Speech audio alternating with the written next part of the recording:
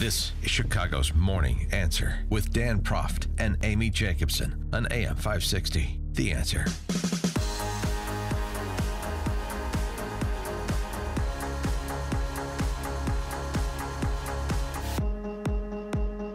Good morning, Dan and Amy, and a question for you. Should we sterilize Mother Earth? You know, this from the perspective of the environmentalists. Mother Gaia is their god. Environmentalism is their religion. This piece, op-ed by Travis Reeder, who is a PhD at the director of the Master of Bioethics degree program at the Berman Institute of Bioethics. This is at Johns Hopkins. Okay. Science proves kids are bad for the earth. Morality suggests we stop having them. Wow. Forced sterilization, 312-642-5600 is our turnkey.pro answer line. No, he doesn't go that far because, of course, he's civilized. He wants you to come to that conclusion yourself that having a large number of kids, having a big family, is self-indulgent and morally suspect. 312-642-5600, turnkey.pro answer line. Having a child is a major contributor to climate change. The logical takeaway here is that everyone on Earth ought to consider having fewer children. This guy is going to be a big hit in China. Yeah. Although culturally controversial, the scientific half of this position is well established. Having a child, especially for the world's wealthy, Amy, is one of the worst things you can do for the environment. Dan, this is why you don't have children. Now we have figured out the answer. Because I care about the planet, unlike some people.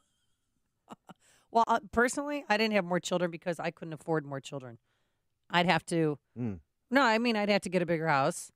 I wouldn't have to. Yeah, I'd have to get a bigger house, and they're expensive. Well, they eat food, and now that right? they're going through puberty, they're eating me out of house and home. I have to put a padlock on the pantry. It's been so long for me, I've forgotten. I don't remember if I did or did not eat when I was a young man. Then you have to clothe them, too. But you're missing the real point here. Okay, Dan. It's not about food and clothing and shelter. It's about carbon footprint. Having a child adds to one's carbon footprint. And we all have a personal carbon ledger for which we're responsible for. So you're expanding your carbon footprint through Peyton's carbon footprint, through Eli's carbon footprint. Let me try and analogize this for you to drive it home. All right. Okay. By recounting the deep thinker, the pilot higher and deeper over at Johns Hopkins, Travis Reeder.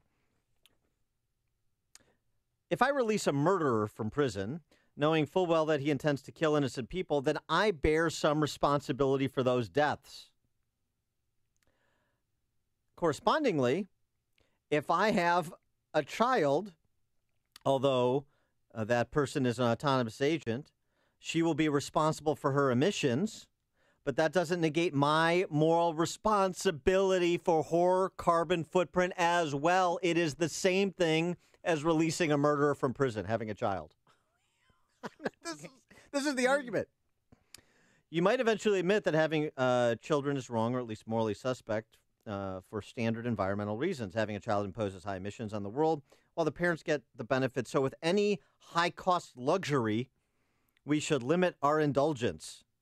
Do you find your high-cost luxury? A luxury? Would you describe? Not right now. Yeah. Would you describe Peyton and Eli and our friends in listening audience? Would you describe your children as high-cost luxury goods? 312-642-5600.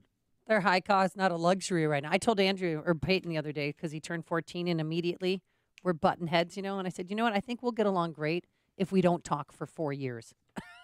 Yeah. Sounds like you're really enjoying your luxury good. It's a luxury item, yes, yeah.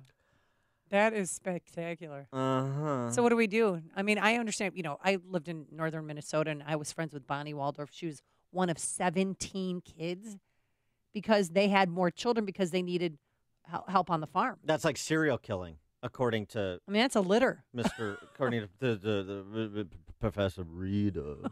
But I'm saying that's why a lot of families... Releasing a murderer from prison, okay. But he concludes his piece by saying, I'm certainly not arguing we should shame parents. No, of course No, not. there's no shaming. Comparing him to a released murderer, or even that we're obligated to have a certain number of children. I don't think there's a tidy answer for the challenging questions of procreative ethics, but that does not mean we're off the moral hook. This is him attempting to present a thought-provoking question when you treat human life as nothing more than a autonomous carbon footprint and a carbon footprint that corresponds to the procreators. Mm-hmm. Okay. That's the left. That's where you genuflect and you worship Mother Earth. That's environmentalism as religion. That's what we're replacing they found the religious foundations of our country with. You on board for that? Don in Bloomingdale. Morning, guys. Typical academic creating a problem that doesn't exist. I literally watched this on the Discovery Channel last night. Japan is having such a population decrease that they're paying young people to have kids. Yeah. Nobody's having kids over there. They're going to reduce their population by 33% in the next 25 years. Yeah, no, that's right, Don. I think Japan's a perfect example of the demographic death spiral. What the replacement rate, I think, is 2.1 kids per family, and Japan's is like 1.2. As Mark Stein famously said in which one was his book? Not America Alone, the one before that. I'm blanking on it. But anyway, Japan would have been better to invent the walker rather than the walkman, because their population is getting old and it's not replacing itself, and they're going to make themselves extinct as a people, and thus they're taking the dramatic action that Don just described, incentivizing people to have kids and have family. Bill in Skokie. Hey, good morning, Dan. Good morning, Amy.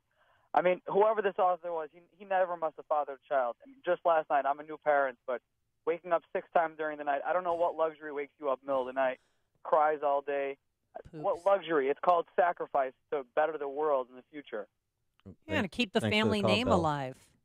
Keep the family name. Well, that's it. What are you doing, Dan, to keep your family name alive? That's the whole labeling. You're just worrying about the Jacobson brand rather than the planet. So selfish. Tim and Darian. Hi, Dan. Hi, Amy. I just wanted to comment that my 5 kids are going to be paying Travis Reeder's Social Security. And yours too, Dan. Yeah. Thanks for that. I appreciate that. Hey, sure thing. Give them some ice cream after dinner tonight on me. Appreciate that. Thanks for the call, Tim. Appreciate it. Larry and Bartlett. Hey, good morning, Dan and Amy. Does that now mean that people who haven't been born still get to vote in Chicago? It's a great question. Yeah, it's a great question. I don't know. We have to run that up the flagpole. Thanks, Larry. David on the north side. Yeah, thanks for taking the call. 2 things. One is more kids could be a little more meals for Pritzker. Yes, and more extras for his commercials, right? That's a good point. Exactly, right. Yeah, exactly. And secondly, the Ponzi scheme that we run by in this whole situation is, without them, how are you going to get paid? Yeah, exactly. Thanks for the call, David. Who's gonna pick up those unfunded public sector pension obligations? Coming from an academic of no less. Although he is at Johns Hopkins. Chris in St. Charles. Oh, hey, how are you guys doing? I have 4 boys, and they are not luxury. Not even. They asked for. What? They what? They took over his phone. Oh, they asked for luxury items, I think you said. And then they're just not commandeered the phone and took it away from him because they needed to use it. Tom in Barrington. Good morning, guys. Hi. How are you? Good. Hey, great job on Saturday, by the way. Thank you. Regarding people who are profoundly disturbed with the carbon emissions, I've been saying this for years. Just quit exhaling. Exactly. Do us all a favor. Yeah. Thank you. Thank you for the call, breathing Tom. right now. Well, I mean, if they're going to have to be sacrifices to save the planet. So, Tom could be onto something. John in Lincolnwood. Hi, Dan and Amy. How are you? Good. Good. I love the article you just read. I guess I have 3 kids, so I'm a triple murderer or homicide murderer or whatever. Something like that. Homicidal tendencies. Yeah. Yeah. How ridiculous are the scientists? They have nothing else better to do. Why don't they figure out how to lower property taxes? That would help me. Thanks for the call, John. Well, here's the thing too. Dan Savage, this Dickensian named gay rights activist. He has previously proposed. He's one of these EPGers. They're population growth. These ghouls like Zeke Emanuel and others. Dan Savage previously proposed mandatory abortion. Now, of course, he's exempt, right? Everybody who's here is exempt, but he wants mandatory abortion because we have too many fracking people on this planet. That's Dan Savage. It's false. It's always been false. He doesn't know anything. What does he know about love? Paul Ehrlich's population bomb was a dud. So any of your leftist Mother Gaia worshipping ZPGers inform their ignorance. Steve in Naperville. It's kind of funny how often people in academics fail to reproduce, but maybe it's not such a bad thing. Yeah. Yeah. Thanks for the call, Steve. Yeah, would be interesting to see how many kids Mr. Riedel has, if any.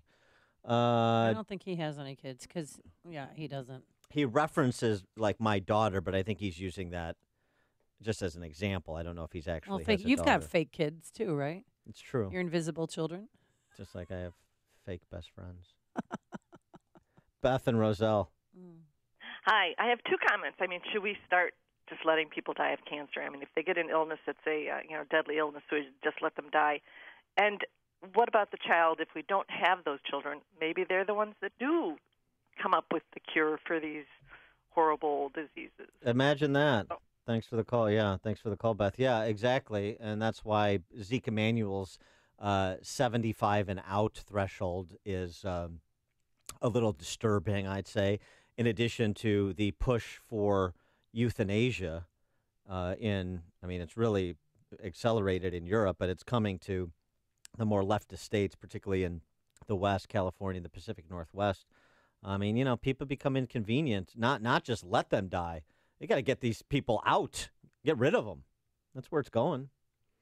Rich in Woodstock. That's kind of what I was thinking is, you were talking about letting mass murderers out of prison. Well, they're more socially and environmentally acceptable. They're reducing people's carbon footprint, aren't they? Yeah. Thanks, Rich. Matt in Bartlett. Hi, Amy. Hi, Dan. Hello. I wanted to comment that if you do care about carbon footprint, then we should be having more children in developed countries. It's the kids growing up in developed countries that are going to develop the technologies into solar, into wind technology, into these battery technologies that are ultimately going to make the world a greener place.